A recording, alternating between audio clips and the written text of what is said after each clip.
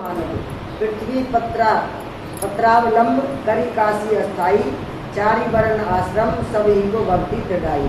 तिनके रामानंद प्रगट विश्व मंगल, जिन बपू धर्यो रामानुज पद्धति प्रताप, अवनि अमृत है अनुसर। ये पहले क्या होता है, भक्ति तो अभी भी भाव से ही होती है। भाव जैसा जैसा कोई भाव रखता है फिर वैसे वैसे भाव से होगी, फिर श्रद्धा वैसी होती है, फिर उसी पे चलना भी पड़ता है। अगर आप भगवान से सखा रूप में आप भक्ति करना चाहते हो तो आपको उन्हीं के नियम मानने पड़ेंगे जो सखा है। आपने उनको सखा बना लिया तो वही अलग चलेगा।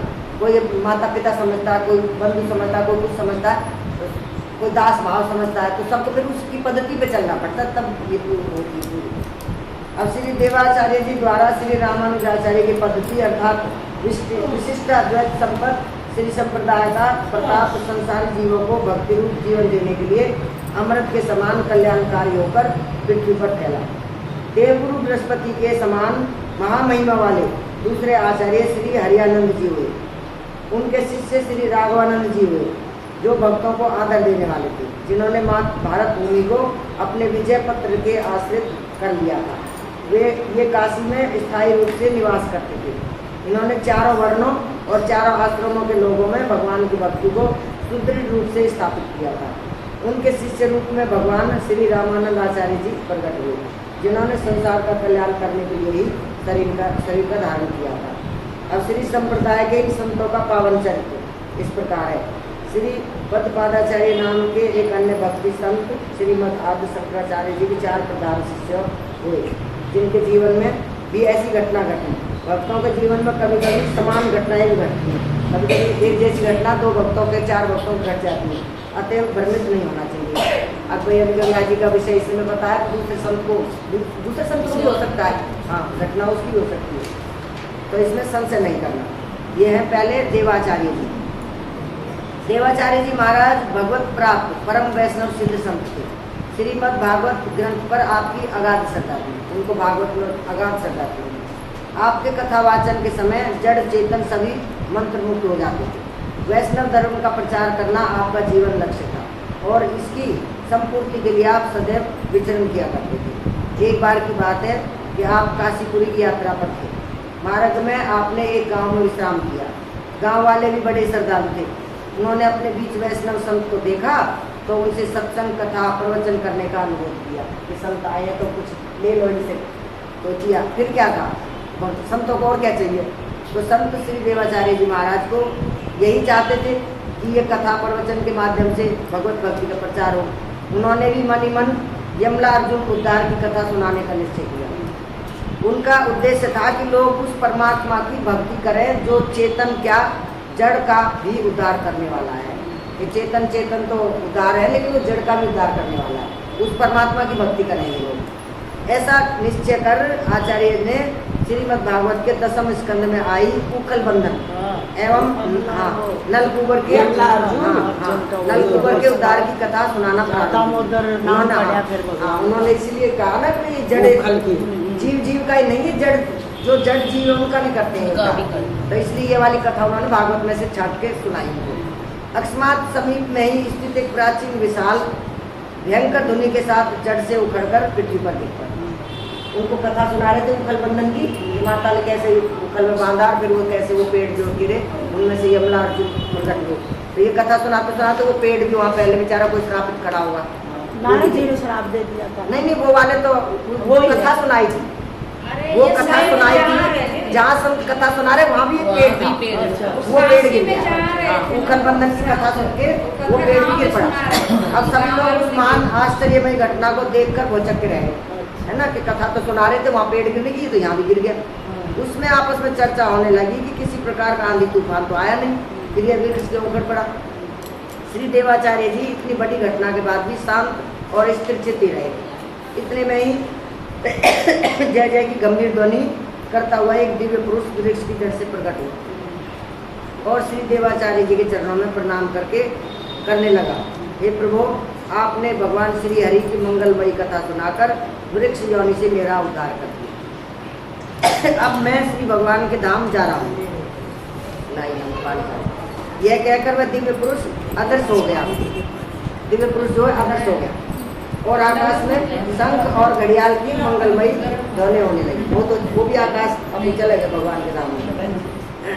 बस इस घटना से उपस्थित जन समुदाय के मन में ये विश्वास हो गया कि श्री देवाचार्य जी महाराज भगवत प्राप्त संत हैं और उन सबने इनका शिष्य ग्रहण कर लिया, फिर उनके शिष्य बन गए सब।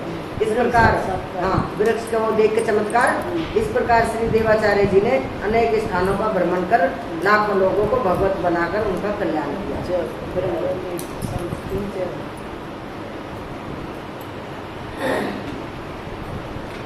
अब हरियानंद जी संत दूसरे वाले, ये भी परम वैष्णव संत श्री हरियानंद जी महाराज श्री आनंद आचार्य के महाराज के शिष्य थे।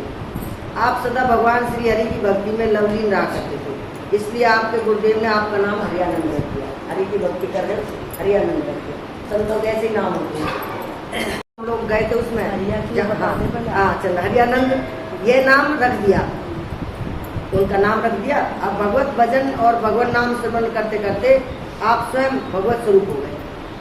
आपके दर्शन से प्राणियों को बहुत सुख मिलता था, जैसे उनके दर्शन हो जाए तो प्राणी सुखी हो जाए। भगवती मुख जीव भी आपका दर्शन करके भगवत भक्त बन जाते हैं उनके दर्शन मात्र से। आपने अनेक स्थानों पर भ्रमण करते हुए एक बहुत से शिष्य बनाए और भगवत भक्ति का प्रचार प्रसार किया। एक बार आप महाप्रभु भगवान जगन्नाथ जी का दर्शन करने भगवत धाम श्री जगन्नाथपुरी की यात्रा पर जा रहे थे। आपके साथ और भी बहुत से वैष्णव भगत थे। उस समय जगन्नाथपुरी में भगवान श्री जगन्नाथ जी की रथ यात्रा का महोत्सव चल रहा था। और भगवान को रथ पर बिठाकर गुंडीचा मंदिर ले जाया जा रहा था। गुंडीचा मंदिर में भगवान जगन्नाथ महाप्रभु का विशाल गगनचुंबी रथ भक्तों द्वारा खींचा जा रहा था। अचानक रथ चलते चलते रुक गया और लोगों ने बहुत प्रयास किया, परंतु रथ जोर रथ से मस नहीं हुआ। संभवतः भगवान को अपने भगत की परीक्षा थी या उसकी महिमा का व्याख्यान करना था। अपने भगत की महिमा को बताना था भगवान ने। रथ आगे बढ़ सके इसका लोगों को कोई उपाय सूझ नहीं रहा था। तभी श्री हरियानंद जी भीड़ से निकलकर आगे आए और सबको सुनाकर कहा कि आप लोग रथ को छोड़कर दूर हट जाओ, यह रथ स्वयं चलेगा, तुम छोड़ दो सार्वजनिक। अब श्री हरियानंद जी महाराज की बात सुनकर उपस्थित जन समुदाय रथ छोड़कर अलग हट गया। आश्चर्य रथ अपने आप चलने लगा और 100 कदम तक अपने आप चलता ही रहा। अब उपस्थित जन समुदाय में महाप्रभु जगन्नाथ स्वामी के साथ साथ श्री हरियानंद जी महाराज की भी जय जयकार होने लगी। सबने मान लिया कि यह कोई सिद्ध संत है। भगवान ने इन्हीं के लिए अपना रथ रोक रखा, इन्हीं के दर्शन के लिए भगवान रुके हुए थे। संपूर्ण जन समुदाय इनका शिष्य बन गया। इसी प्रकार श्री हरियानंद जी महाराज ने बहुत से लोगों को अपना दिव्य शिष्य बनाकर उन्हें भगवत भक्ति के लिए मार्ग में चला दिया। तो संत लोग बस लोगों को जोड़ते हुए चलते जाते हैं और आगे भी चलते रहते हैं। अब महाराज जी हैं श्री राघवानंद जी, आचार्य श्री राघवानंद जी। मैं श्री राघवानंद जी महाराज को गुरुदेव वशिष्ठ का अवतार माना जाता है, गुरुदेव वशिष्ठ का। आप श्री हरियानंद जी महाराज के कृपा पात्र थे। वेद शास्त्र पुराण आदि के प्रखंड विद्वान होते हुए भी आप अत्यंत अमानी थे। किसी प्रकार का अहंकार आपको छू नहीं सकता था। आप भक्ति में वर्ण भेद नहीं मानते थे, अतः आपने चारों वर्णों के लोगों को भक्ति का उपदेश दिया। आप एक सिद्ध संत थे, परंतु आपकी सिद्धियां चमत्कार प्रदर्शन के लिए नहीं थी, अपितु जनता जनार्दन को भगवत भक्ति की ओर प्रवृत्त करने के लिए। एक बार की बात है, आपके 3 श्रद्धालु भक्तों ने एक ही दिन मंत्र दीक्षा देने के लिए कहा। तीनों अलग अलग स्थान के रहने वाले थे, दूर दूर के रहने वाले थे और तीनों को एक ही दिन का निमंत्रण हो गया। अब श्री राघवानंद जी महाराज अपने तीनों भक्तों की इच्छा पूरी करना चाहते थे, अतः उन्होंने योग बल से 3 रूप बनाए और तीनों भक्तों के यहाँ जाकर एक ही साथ एक ही समय पर मंत्र दीक्षा दी। आपने बहुत समय तक काशी में निवास किया। आपको श्री रामानंद आचार्य जी का गुरु होने का गौरव भी प्राप्त है, जिन्हें श्री संप्रदाय में साक्षात भगवान श्री राम का अवतार माना जाता है। बोले राघवानंद महाराज की जय। अब श्री रामानंद आचार्य जी, श्री रामानंद, श्री रामायण, हाँ, या श्री रामानंदी वैष्णव संप्रदाय के प्रवर्तक आचार्य हैं। कबीर, सेन, धन्ना, रैदास आदि इनके शिष्य थे। इनके संबंध में विशेष विवरण आगे 36 में दिया गया था। कबीर और इनका रैदास का पीछे आया होगा, श्री श्री स्वामी रामानंद आचार्य जी और उनके द्वादश प्रधान शिष्य। अब इनके प्रधान शिष्यों के बारे में, अनंतानंद, कबीर सुखा, सुरसुरा, पद्मावती, नरहरि, पीपा, भावानंद, रैदास, धन्ना सेन, सुरसुर की घरहरि।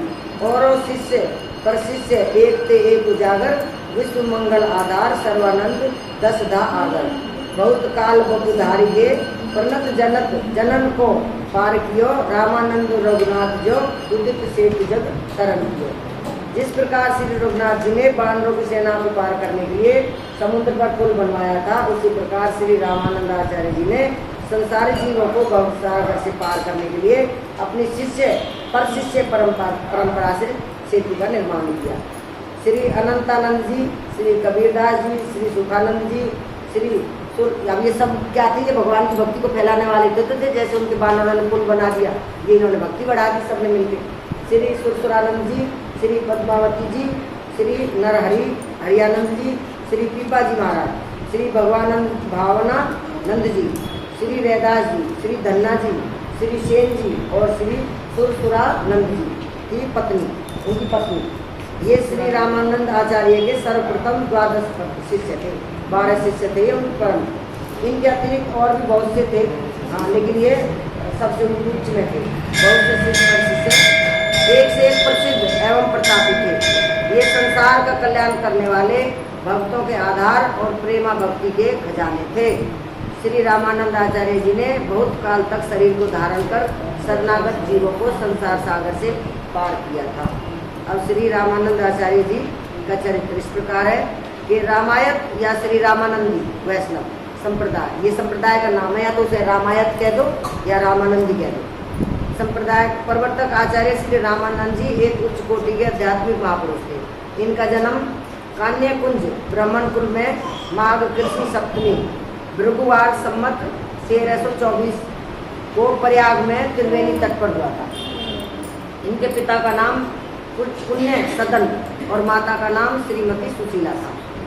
8वें वर्ष इनका उपनयन संस्कार किया गया। उपनीत ब्रह्मचारी जब पलाश दंड धारण कर काशी विद्याधन करने चला, तब आचार्य एवं संबंधियों के आग्रह करने पर भी नहीं लौटा। विवश हो माता पिता भी साथ ही हो लिए और बालक अपनी माता के साथ साथ अपने मामा ओंकारेश्वर के यहाँ काशी में ठहरकर विद्याधन करता रहा। फिर वो भी उनके माँ बाप भी साथ चले गए। 12 वर्ष की अवस्था तक बालक ब्रह्मचारी ने समस्त शास्त्रों का अध्ययन पूर्ण कर लिया। 12 वर्ष में अब विवाह की चर्चा चली। पहले ऐसी शादियाँ छोटी छोटी उम्र करने लग जाते थे। विवाह की जब चर्चा चली तो बालक ने इनकार कर दिया। इसके पश्चात स्वामी रामानंद जी से दीक्षा लेकर पंचगंगा घाट पर जाकर एक घाट वाले की झोपड़ी में ठहरकर तप करना आरंभ कर दिया। लोगों ने ऊंचे स्थान पर एक कुटी बनाकर तपस्वी बालक से उसमें रहने की विनय की, वहाँ रहने। उनकी विनय सुनकर वे उस कुटिया में आ गए और उसी में ज्ञान अर्जन और तपस्या करते रहे। उनके अलौकिक प्रभाव के कारण उनकी बड़ी ख्याति हुई। बड़े बड़े साधु और विद्वान आपके दर्शनार्थ आश्रम में आने लगे। अब स्वामी जी ने देश और धर्म का महान कल्याण किया। उनका दिव्य तेज राजनीतिक क्षेत्र में उसी प्रकार चमकता था जिस प्रकार धार्मिक क्षेत्र में चमकता है। उस महाभयंकर काल में आर्य जाति और आर्य धर्म के त्राण के साथ ही विश्व कल्याण एवं भगवत धर्म के अभ्युत्थान के लिए जैसे शक्तिशाली और प्रभावशाली आचार्य की आवश्यकता थी। उस समय पे लोप हो रहा था, जाति धर्म और उसमें लगे आर्य को उसको खत्म करते जा रहे थे, आर्य संस्कृति को। स्वामी रामानंद जी वैसे ही जगत गुरु थे। कहते हैं कि इनके संप्रदाय की प्रवर्तिका का जगजननी श्री सीता जी, उनका उसको चलाने वाली सीता जी है। वहाँ पे उन्होंने पहले हनुमान जी को उपदेश दिया था और फिर उनसे संसार में इस रहस्य का प्रकाश हुआ। इस कारण इस संप्रदाय का नाम श्री संप्रदाय है। श्री का मतलब सीता जी है, हाँ, श्री संप्रदाय है। और इनके मुख्य मंत्र को राम तारक कहते हैं। इनका जो मंत्र दिया हुआ है वो राम तारक है। अपने परम धाम गमन के पूर्व श्री स्वामी जी ने अपनी शिष्य मंडली को संबोधित करके कहा कि सब शास्त्रों का सार भगवत स्मरण में है, जो सच्चे संतों का जीवन आधार है। कल श्री रामनवमी है, मैं अयोध्या जी जाऊंगा, परंतु मैं अकेला जाऊंगा। सब लोग यहीं रहकर उत्सव मनाना, तुम यहीं पर रहना। और कदाचित मैं लौट न सकूं, आप लोग मेरी त्रुटियों एवं अभिनय आदि को क्षमा कीजिए। मान लो कभी मैं ना लौटूं पैदल के रास्ते से पहले ना लौट पाऊँ तो मेरी गलतियों पर ध्यान मत देना। यह सुनकर सबके नेत्र जो है सजल हो गए। दूसरे दिन स्वामी जी सम्मत 1515 में अपनी कुटी में अंतर्धान हो गए। यहाँ इनकी शिष्य परंपरा 1515 की बात है ये। हाँ हाँ 1515 अब 2024 चले। अपनी कुटी में अंतर्धान हो। यहाँ संक्षेप में इनकी शिष्य परंपरा का वर्णन प्रस्तुत है। ये शिष्य हैं श्री रामानंद जी के 12 शिष्य बहुत प्रसिद्ध है। इन 12 भक्तों में से श्री अनंतानंद जी का वर्णन पीछे सुन लिया, श्री कबीरदास जी का, श्री सुखानंद जी का, श्री सुरासुरानंद जी का, श्री हरियानंद जी का, श्री पीपा जी का 26, श्री हरिदास जी का, ये आगे आएंगे, श्री धन्ना जी का, श्री सेन जी का और सुरसुरी जी का 66 में आया। अन्य शिष्यों का वर्णन आगे इस प्रकार है। अब है श्री पद्मावती जी, उनकी पत्नी बताइए ना सकते की उनका है। श्री पद्मावती जी साक्षात भगवती लक्ष्मी की अंश स्वरूपा थी। कलयुग के 1515 में हाँ लक्ष्मी जी के अंश रूप थी। परम सदृश कांति होने के कारण उनके माता पिता ने उनका नाम पद्मावती रख दिया। पद्मावती जी का जन्म त्रिपुरा नामक नगर में एक ब्राह्मण दंपति के घर हुआ। आपके पिता पंडित श्री प्रभाकर जी महाराज भगवती लक्ष्मी के अनन्य आराधक थे। उनकी आराधना के फलस्वरूप साक्षात भगवती लक्ष्मी जी उनकी कन्या के रूप में अवतरित हुई। उन्होंने भगवान लक्ष्मी की आराधना करी उन्होंने। अब पद्मावती की बाल लीलाएं अत्यंत दिव्य थी। उनके जन्म के साथ ही पंडित श्री प्रभाकर जी महाराज का घर रिद्धि सिद्धियों से परिपूर्ण हो गया। जब लक्ष्मी का अवतार आ गया तो रिद्धि सिद्धि तो आप पीछे पीछे आई रहेगी। बालिका पद्मावती जब 5 वर्ष की हुई तो उन्होंने अपने पिता से काशी ले चलने का आग्रह किया कि मुझे काशी जाना है। उन्होंने यह भी बताया कि वे काशी में श्री रामानंद आचार्य जी महाराज के दर्शन करना चाहते हैं। 5 वर्ष की आयु में उन्हें क्या पता कि कौन रामानंद है। हाँ, माता पिता ने अपनी लाडली पुत्री का आग्रह स्वीकार कर काशीपुरी की यात्रा की और श्री स्वामी जी के दर्शन किए तथा उन्हें अपनी पुत्री की इच्छा बताई। श्री स्वामी जी तो सिद्ध संत थे ही, उन्हें पद्मावती के साक्षात स्वरूप को समझने में देरी न लगी है कि तो माता लक्ष्मी ही साक्षात। उन्होंने पंडित श्री प्रभाकर जी को पद्मावती को लाने की अनुमति दे दी, ये उसे ले आओ अगर उसकी इच्छा है तो। पद्मावती ने श्री स्वामी के दर्शन कर उनके चरणों में प्रणाम किया। उस समय उनके श्रीअंग पुलकायमान हो रहे थे। उन्होंने आचार्य श्री से दीक्षा लेने की प्रार्थना की। अब पद्मावती की विनती मानकर आचार्य श्री ने उन्हें मंत्र दीक्षा भी दे दी और उपासना रहस्य का बोध कराया। पद्मावती के कहने पर उनके माता पिता ने भी श्री स्वामी जी से ही दीक्षा ले ली। इस प्रकार पद्मावती अपने माता पिता के साथ काशी में ही रहकर भगवत आराधना करने लगी। पद्मावती जब 8 वर्ष की हुई तो उन्होंने अन्न जल का परित्याग कर दिया और वे महान तपस्या में लीन हो गई। उस समय उनके इस महान तप की चर्चा काशी में सर्वत्र फैल गई कि छोटी सी बच्ची ने इतना बड़ा निर्णय ले लिया। एक दिन श्री पद्मावती जी गुरुदेव श्री स्वामी रामानंद आचार्य जी का दर्शन करने गई। श्री गुरुदेव ने दर्शन देने के बाद उनसे कहा कि अब तुम्हारा तप जो है पूर्ण हो गया, अब तुम अपने निज धाम को जाओ। यह सुनकर पद्मावती ने आचार्य श्री के चरणों में बार बार प्रणाम किया और उनकी स्तुति कर सबके देखते देखे दिव्य विमान पर बैठकर परम धाम को चली। लक्ष्मी यहाँ बस हो गया। रामानंद जी दूसरी कथा। हाँ दूसरी कथा आएगी। अब होगा 13 होगा। हाँ कूट मार देना, देख ले नंबर। हाँ एक ही होगा। हाँ एक ही बड़ी कल सुनाएंगे।